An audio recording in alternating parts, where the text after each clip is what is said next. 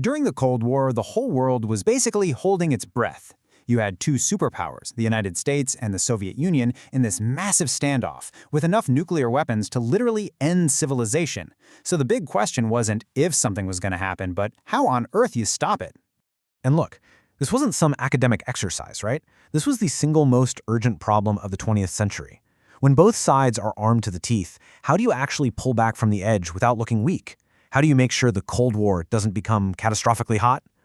Well, the answer, kind of surprisingly, came from a French word, détente. It literally just means an easing of tensions. And this wasn't about becoming friends. Not at all. It was a cold, calculated, and pragmatic strategy to manage a threat to our very existence by finding just enough common ground, even with your worst enemy. So how did this massive gamble actually play out? Well, today we're going to trace that entire story. We'll start with why détente was even necessary, then we'll see how Europe, not the superpowers, actually got the ball rolling.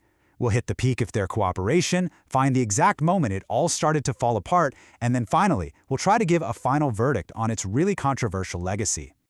Okay, so let's start with that first big question, the thaw. Why was it so desperately needed? Well, by the late 1960s, both superpowers were starting to realize that this constant state of confrontation, it wasn't just incredibly dangerous, it was also becoming totally unsustainable. Yeah, détente wasn't born out of some sudden desire to hold hands and sing kumbaya. It was driven by pure, hard-nosed pragmatism. For the Soviets, their economy was tanking, and they badly needed Western technology. Plus, they had finally caught up to the US in nuclear weapons, which, ironically, made them feel just secure enough to actually sit down and negotiate. Oh, and they also had a massive border dispute brewing with China, and the last thing they needed was a two-front conflict.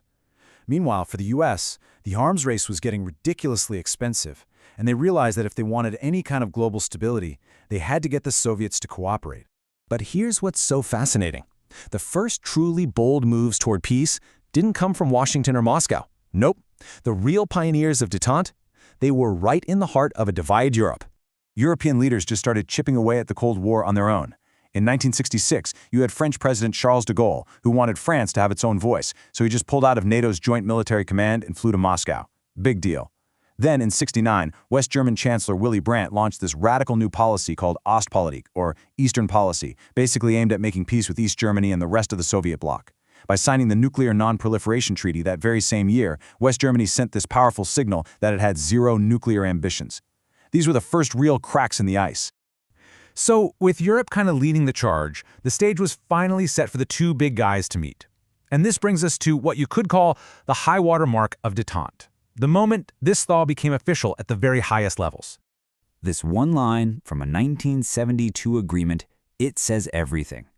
It was this stark admission from both sides that in the nuclear age, peaceful coexistence wasn't just a nice idea, it was literally the only alternative to wiping each other off the map. The key moment that really kicked this off was the 1972 summit in Moscow. You had Soviet leader Leonid Brezhnev and US President Richard Nixon sitting down together. This meeting started what our source material calls a prolonged phase of détente, a period of intense, high-stakes diplomacy that led to some really landmark agreements. So, what do they actually get done? Well, first, there were the SALT talks, which put a freeze on the number of long-range missile launchers. Then came the ABM Treaty, which limited missile defense systems. Now that sounds weird, right? Why would you limit defense? Well, it was all about preserving the balance of terror. It made sure neither side could launch a first strike without guaranteeing its own destruction. And finally, the Helsinki Accords were a huge deal. Europe's borders were officially recognized, but in exchange, the Soviets had to agree to promote human rights. That's going to be important later. But this whole spirit of cooperation was really fragile, and it had its limits. Because while things were definitely calming down in Europe, the Cold War rivalry was basically just moving to other parts of the world. And this is the great contradiction of the whole détente era. In Europe, it brought real stability. But everywhere else, the Middle East, Africa, Asia, the US and the Soviet Union just kept backing opposite sides in brutal proxy wars. The fundamental conflict hadn't gone away at all. It just had new battlegrounds. And we saw just how thin that ice was during the 1973 Arab-Israeli War, when it looked like the Soviet Union might actually step in to save its ally, Egypt.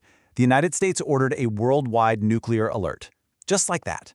For a terrifying moment, it looked like Détente was about to completely collapse, reminding everyone that the risk of a superpower showdown was still very, very real.